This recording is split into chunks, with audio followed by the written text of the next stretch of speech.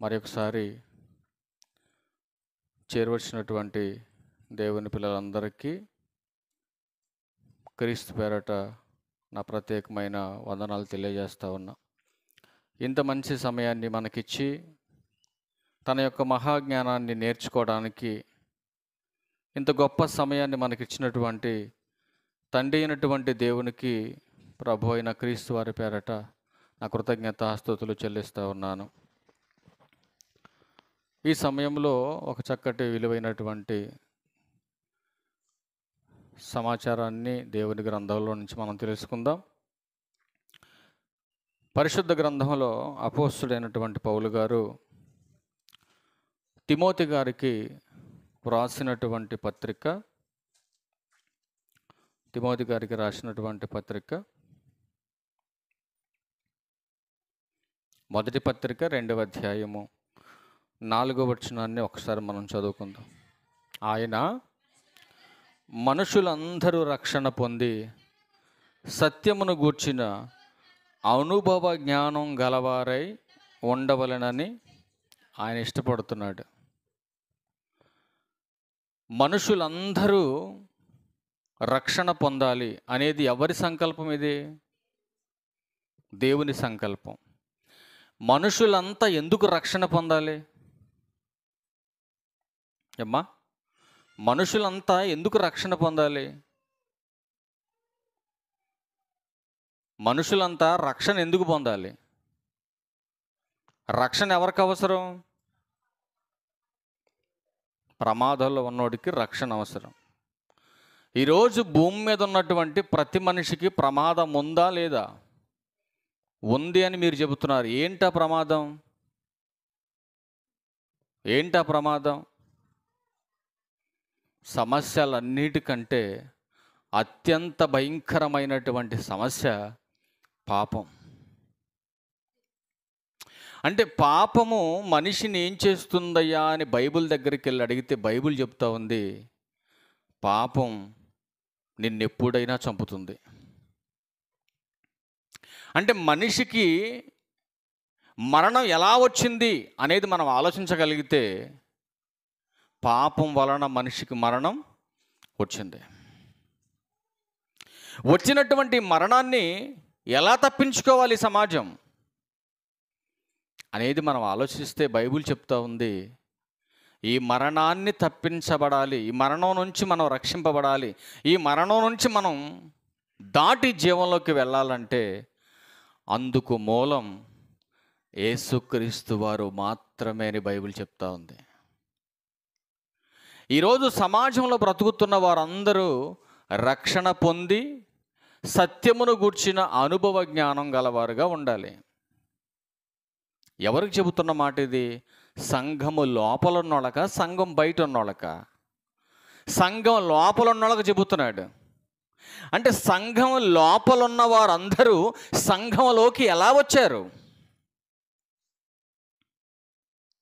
ఎలా వచ్చారు సంఘంలోకి? ఏదో ఇక్కడ ఒక మందిరం కట్టారు, ప్రతి ఆదివారం మందిరంలో ప్రార్థన జరుగుతుంది, మా తాతలు వెళ్ళారు, మా ముత్తాతలు వెళ్ళారు, మేము కూడా వెళ్ళి కాసేపు కూర్చొని వద్దాంలేని సమయోచితమైనటువంటి జ్ఞానం లేనటువంటి అజ్ఞానులుగా ఈరోజు క్రైస్తవ్యం పనిచేస్తుంది సమాజంలో. ఎక్కడ చూసిన సంఘాలు, ఎక్కడ చూసినా కూడా విశ్వాసులు కనపడుతున్నారు, కానీ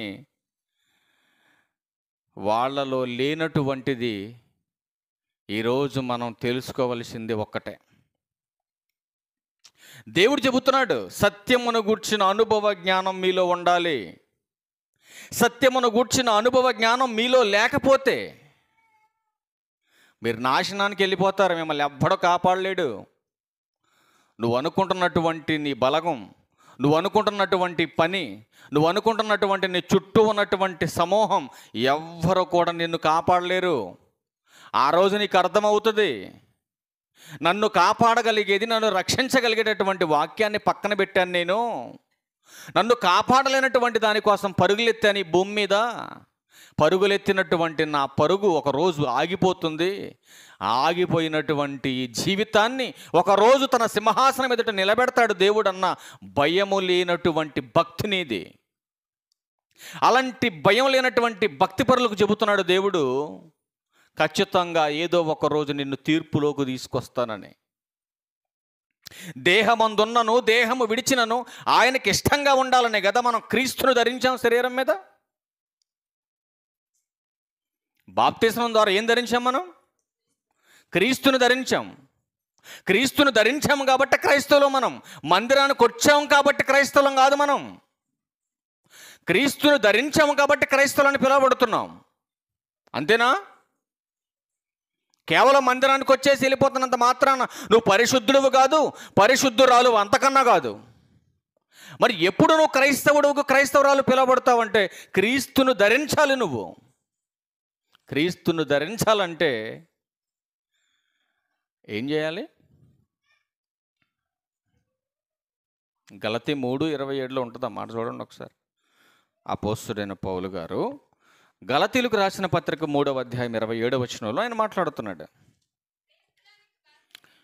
చూడండి ఏం మాట్లాడుతున్నాడు ఆయన. క్రీస్తులోనికి ఎవరిలోకి పొందారు బాప్తీసనం?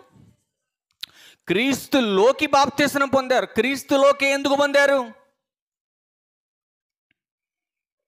ఎప్పుడైనా ఆలోచించారా? క్రీస్తులోకి ఎందుకు పొందారు బాప్తీసనం మీరు? అక్కడే ఏలుబెట్టేసి మళ్ళీ కొంచెం మనం ముందుకు వచ్చే ప్రయత్నం చేద్దాం. యోహాను సువార్త 14వ అధ్యాయం వచ్చిన మారు క్రీస్తులోకే ఎందుకు బాప్తీసనం పొందారో చెబుతున్నాడు. యేసు నేనే మార్గం, సత్యము నేనే, జీవాన్ని కూడా నేనే, నా ద్వారా తప్ప ఎవ్వడనో తండ్రి యొద్దకు రాడు. ఈ సమాజాన్ని రక్షించగలిగేటటువంటి శక్తి, ఈ సమాజాన్ని భూమి మీద నుంచి పరలోకానికి చేర్చగలిగేటటువంటి మార్గదర్శి యేసుక్రీస్తు వారు మాత్రమే. ఎందుకు క్రీస్తులోకి బాప్తీసనం పొందారు మీరు? అపోస్తల కార్యం 4:12 ఎందుకు బాప్తీసనం పొందారు? క్రీస్తులోకి ఎందుకు బాప్తీసనం పొందారు? అపోస్తల కార్యం 4వ అధ్యాయం చూడండి. మరి ఎవని వలనను రక్షణ కలగదు. ఈ నామం, ఏ నామం? యేసుక్రీస్తు నామం. అపోస్తల కార్యం 4:12 మరి ఎవని వలనను రక్షణ కలగదు. ఇక్కడ ఒక్క నిమిషం మనం ఆగాలండి. రక్షణ అనేది ఎవరి ద్వారా వస్తుందండి? రక్షణ ఎవరి ద్వారా వస్తుంది? ఈ 66 పుస్తకాల్లో రక్షణ ఎవరి ద్వారా వస్తుంది? కేవలము యేసుక్రీస్తు అనే నామం ద్వారా మాత్రమే రక్షణ వస్తుంది. అంతేగాని అబ్రహాం ద్వారా రక్షణ రాదు మీకు, ఏలియా గారి ద్వారా రక్షణ రాదు మీకు. ఈ నామానే రక్షణ ఉంది కాబట్టి ఆ నామములోకి మాత్రమే మనం బాప్తీసనం పొందాలి. ఆ నామములోకి బాప్తీసనం పొందినటువంటి మనం బాప్తీసనానికి అనుకూలంగా పనిచేస్తున్నామా అని అడుగుతున్నాడు దేవుడు. బాప్తీసనం పొందిన మనం ఆ బాప్తీసనానికి తగినట్టుగా బ్రతుకుతున్న సంఘంలో ఏది? బాప్తీసనం పొందటం అంటే చాలామందికి ఈజీగా ఉంది, చాలా కామెడీగాను జోక్గా ఉందండి. బాప్తీసనం అంటే ఏదో నీటిలో మునిగి లేచి వెళ్ళిపోతే అయిపోతుందిలే అనుకుంటున్నారు చాలామంది. చాలా చాలా ప్రమాదంలో ఉన్నారు మీరు. మీకు అర్థం కావట్లేదు విషయం. బాప్తీసనం ద్వారా సంఘంలోకి చేర్చబడ్డారు మీరు. సంఘంలోకి అక్కడ దాకెందుకండి? డ్వాక్రా గ్రూపులో చేరినటువంటి సభ్యురాలు తప్పుకోవడానికి అంత ఈజీగా పని అవుద్దా? తప్పించడం మీ వల్ల ఏమన్నా అవుద్దా? తనకు తానుగా తప్పించుకొని పోవటానికి అంత ఈజీ పని కాదు. రెండవది, మిగతా 9 మంది తీసేయడానికి అంత ఈజీ కాదు అది. ఆఫ్టర్ ఆల్ భూమి మీద ఉన్న డ్వాక్రా సంఘంలో ఉన్నటువంటి సభ్యత్వాన్ని తీసేసుకోవడానికి ఇంత బాధేస్తుంటే మీకు, మరి సంఘంలోకి చేర్చబడ్డాం కదా మనం. సంఘంలో చేర్చబడిన తర్వాత సంఘానికి ఒక నియమం ఉంది, దానికి ఒక నిబంధన ఉంది. దాన్ని అనుసరించి నడిచేవాడే పరిశుద్ధుడు.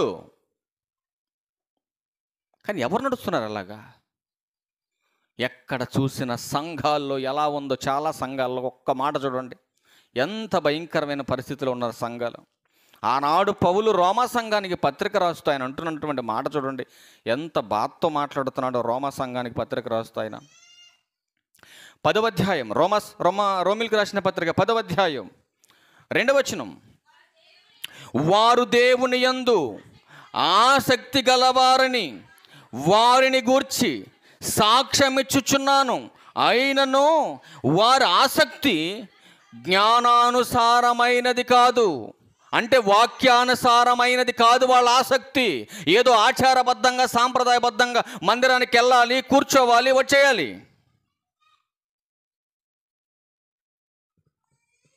పనులన్నీ ఆపుకొని ఆరాధనకు వచ్చేవాడు పరిశుద్ధుడు.